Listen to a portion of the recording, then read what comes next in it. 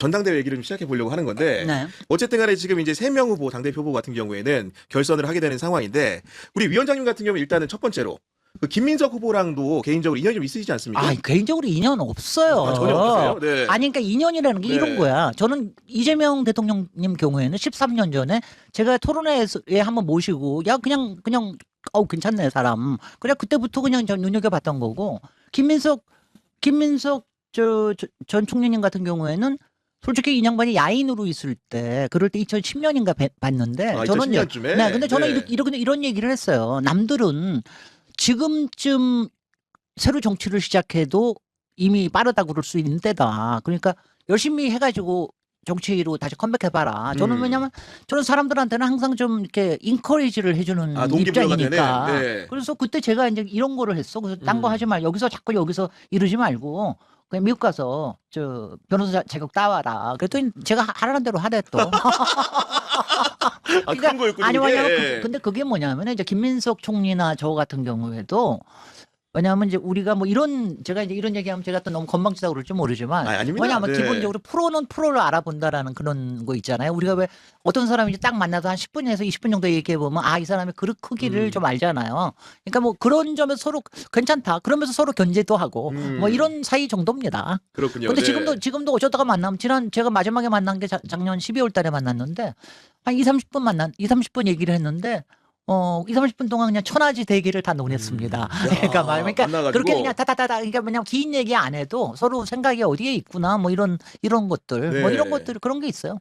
어쨌든 간에 서로 좀 네. 인정해 주는 사이지 지금 그러니까. 위원장을 이제 그 장관급에 자리 맡고 계신데 아니 나 이거 아무것도 아니야.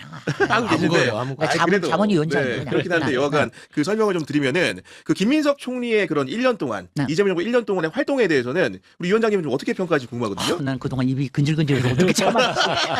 자 이제 나는 정말 맨날 볼 때마다 저 정말 입이 근질근질 어떡하. 왜냐하면 저도 솔직히 자문위원장 얘기해도 되지만 참다가 한번 터지니까 그냥 본물처럼 터지잖아요. 근데 총리님은 그러지 못한단 말이에요. 정무 자리니까. 그래서 굉장히 힘들었겠다. 근데 그거를 지금 김민석 그 후보의 장점은 하여튼간에 뭐 어쩔 수 없이 뭐 익힌 기술인지는 모르지만 정말 페이션스거든요. 그러니까 정말 참을성과 끈기 이게 엄청난데 그걸 가지고 총리직을 저는 했다고 생각을 합니다. 근데 이제 끝나고 나니까 뭐 하루 만에 달라지대. 그렇죠. 하루 만에 그냥 갑자기 그러니까요. 예. 사자고 터뜨리고 그러니까 저는 총리를 그걸 잘했다고 생각을 합니다. 아니 근데 저도 이제 전당대회에 후보로 입후보 하기 전으로 해서 달라진 모습을 보면은 아까 뭐 인내와 끈기 말씀해 주셨는데 정말로 다른 사람이 돼서 나타났는데 원래 정치인 김민석은 원래 총리를 할 때 김민석처럼 조용하고 숨죽이는 캐릭터가 아니라 원래 외향적으로 강한 사람입니까? 그렇죠. 운동권 시절에 김민석 총리가 연설하는 모습을 기억하는 사람들은 사실 이런 아주 온순한 김민석을 기억하지 않죠. 근데 최근에 이제 가끔 연설을 할 때 조금 이렇게 힘줘서 얘기를 하면 그대로 돌아왔나? 근데 그 DNA는 있을 거예요. 네. 근데 사실 이제 그 완급을 조절할 수 있다는 게 인고의 시간을 거쳤다는 뭐 어떤 방증이지 않냐? 근데 최근에 뭐 이제 좀 각세우고 네거티브라고 할 수 있는 뭐 그런 좀 센 발언들 하는 거 그건 당연한 거예요. 정치적 감각이 있는 거지. 그런 선거니까 근데 그리고, 솔직히 네. 선거니까 세게 얘기도 하고 밭다리도 걸고 안다리도 걸고 해야 되는 거 아니에요. 그래서 그 부분에 기술 쓰는 것은 어떤 그의 이제 정치의 성정이 딱 이제 고차가 된 건 아니고 그냥 모두의 어떤 그런 성향을 다 갖고 있다. 저도 왜냐하면 저는 김민석 후보는 멀티플레이어예요. 여러 가지 기술을 다 쓸 수 있어. 왜냐하면 저는 솔직히 총리할 때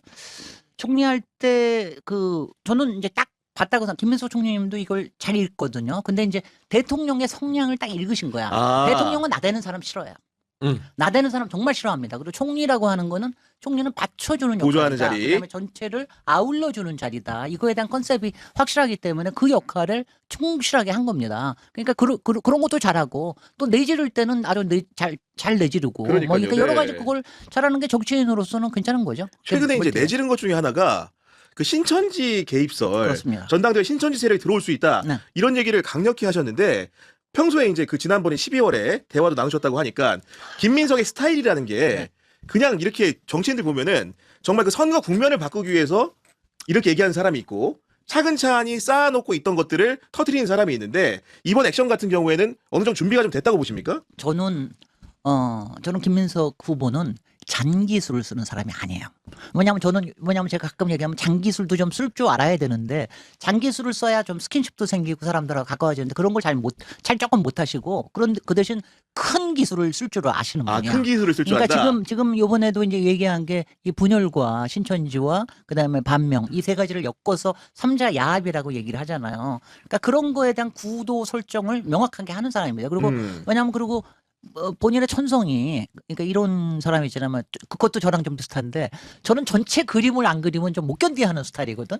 전체 그림을 그려놔야 그때부터 막 신이 나고 그러는데 김민석 총리님도 좀 그런 스타일이에요. 그러니까 이번에도 이 전체의 이번의 구도가 어떻게 되고 어떻게 싸워야 되니까 큰 기술을 쓰는 겁니다. 그러니까 한 달짜리 레이스라고 한다면 위원장님 말씀을 들어보면 김민석 후보가 이 타이밍에 이걸 해야겠다. 약간 준비된 느낌이라는 판단이신 것 같은데 우리 소장님 보시기에도 그렇습니까? 네, 준비된 것 같아요. 시점도 좀 나름대로 고민했던 것 같고.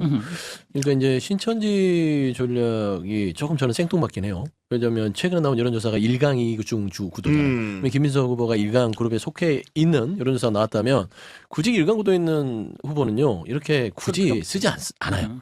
근데 왜 썼을까? 사실 신천지 전략이 이게 경고 전략으로 끝나지 않고 극약 처방이지 않나 싶어요. 극약 처방이다. 제 이제 개인적 판단으로는 그러지 않고서는 이게 말하자면 거의 독살이에요. 이게 사실이라면. 그러니까 근거를 가지고 들어왔다면 사실 이 게임을 그냥 게임으로 끝내려는 게 아니라 정치적으로 상대를 완전히 무력화시키겠다라는 의도가 좀 깔렸다. 그래서 최근에 이 분열 반명 신천지인데 저는 신천지는 안 들었고 분열 반명에 대해서는 철저하게 이번 전당대회를 통해서 파내겠다는 의지가 강한 것 같아요. 말이죠.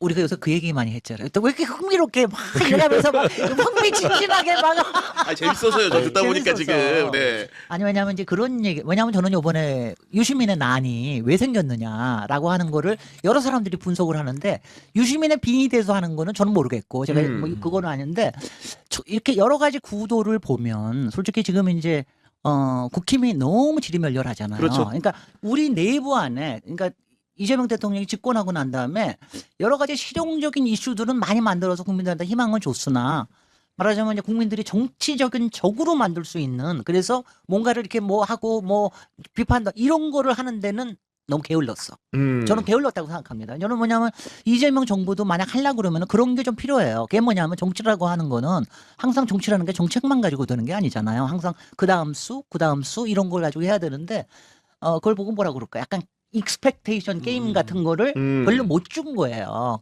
저 이재명 정부에서.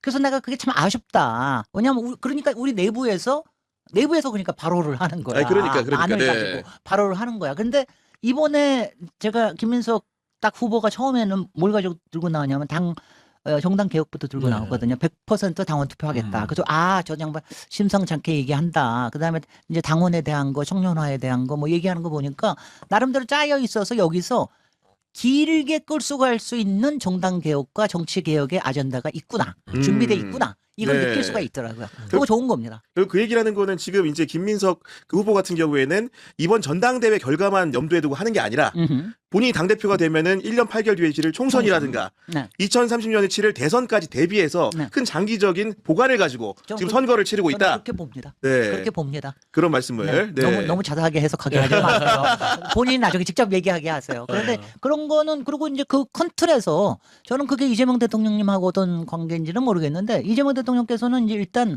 구조적 다수를 만들어야 되겠다 이런 얘기를 하시잖아요. 그러니까 그런 점하고 일단은 맞는다. 그런데 솔직히 정치의 수로 보면 이재명 대통령보다는 김민석 후보가 더 능수능란하죠.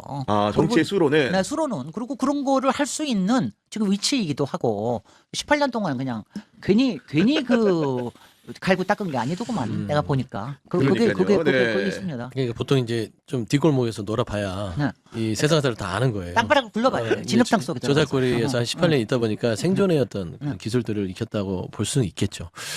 그러니까 이제 다시 돌아와서 다시 김민석을 세우겠다. 저는 그런 의지가 강한데 전체적으로 구도를 봤을 때는 지금 현재 이재명 정부의 성공이 본인의 그다음 넥스트를 할 수 있는 유일한 문이에요. 그러니까 여기서 이재명 대통령이 흔들리잖아요. 김민석 후보 자체도 문이 본인도 없어요. 없다. 네. 그러니까 결국에는 운명공동체라고 생각하고 이 이재명 대통령을 흔드는 세력에 대해서는 남겨놓지 않겠다는 의지가 강하다. 저는 신천지가 그런 역할이라고 봐요. 저는 이거 신천지 던지면 민주당에 도움이 안 돼요. 이중당적 정도 던지면서 흔들어도 충분히 이번 선거에서 득을 볼 수 있는데 신천지는 나중에 전당대회가 끝나도 어떤 한 개인에게 수사가 들어갈 수 있고 당의 수사가 들어올 수 그렇죠. 있고 전체적으로 당원에 대한 기본적인 확인 작업이 들어가서 요거는 좀 정치 개혁 플러스 당원 개혁의 일환까지도 이어질 수 있는 좀 민감한 주제예요. 그렇습니다. 그래서 저는 개인적으로는 이거를 여기까지만 했으면 좋겠다고 얘기를 하는데 어떡하겠어요? 제 생각에는 이 정도의 극약 처방을 하지 않으면 저쪽에서 반 이재명의 수장이 유시민이라고 선언하고 나온 마당에 그냥 유야무야 약하게 갈 수는 없다 그렇게 생각하는 거예요. 강대강이다. 왜냐하면 유 이재명의 수장을 이재명 대통령이라고 저쪽에서 지명을 꼭 했잖아요. 집었죠. 네. 그러면 이거는 이제는 명청대전이 아니거든. 명민대전이거든. 그래요. 이 명민대전이에요. 그러니까 그냥 단순하게 우리가 우스갯소리로 이건 명청대전인데 뭐 정청래 전 대표가 그냥 이 이재명 대통령한테 대들고 있어. 이거를 이제 말하자면 바로잡아야 돼. 정도의 전당대회가 아니라니까요. 진보 진영 내 세력이 이재명 대통령을 이제 1년 2개월 만에 끌어내리려고 하는 거예요. 전 정확하게 얘기하면 그래요. 그래서 이 부분에 있어서는 사실상 이게 그냥 전당대회가 아니라 이재명 대통령과 대한민국의 국운을 건 하나의 싸움이 돼버려서 저는 이런 광경을 안 보고 싶었는데 눈앞에서 그것도 유시민 벌어진 거죠. 작가가 네. 중심이 돼서 벌어지니까 상상도 못하던 일이 이게 정말 이게 꿈인지 생신인지 모르겠어. 정청래는 지난 10개월 동안 정말 그러니까 여당 대표답지 않은 여당 대표였어요. 그리고 선거까지 망해먹었어. 그런데 무슨 연임이야. 자격 자체가 없다. 저는 그렇게 생각하는 거고. 송영길 대표 정말 살아 돌아와서 너무 고맙고. 근데 송영길 대표야말로 지금 꽃놀이 배 아니에요. 꽃놀이배다. 이거 해도 되고 저거 해도 되고 여기서 져줘도 되고 또 대표 해도 되고 안 해도 되고. 근데 송영길 대표는 이미 대표했단 말이죠. 한번 했죠. 대표하고 다른 거를 해도 충분히 저기고 그다음에 대통령하고 신뢰관계도 분명히 있고.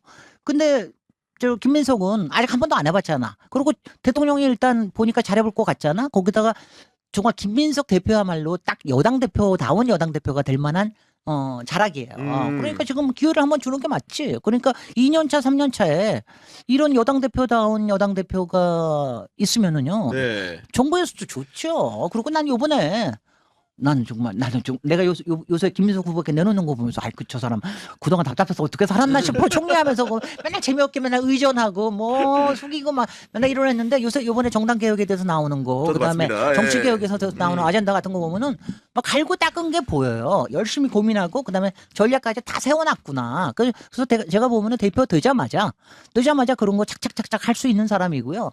그다음에 저는 이제 이 생각을 제가 굉장히 많이 하는데.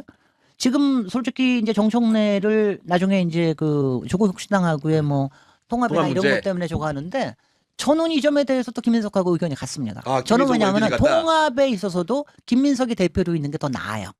왜냐하면 우리가 그냥 유시민이 원하는 방식으로 빨리 합당해주고 와서 이렇게 해줄 수는 없어요. 근데 뭐냐면 저는 뭐 합당이 된다 하더라도 내년 이제 뭐 총선 앞에 놔두고 와서 어쩐가 뭔가 연대하고 뭐 이런 게 생길 텐데 그렇게 하려고 그러면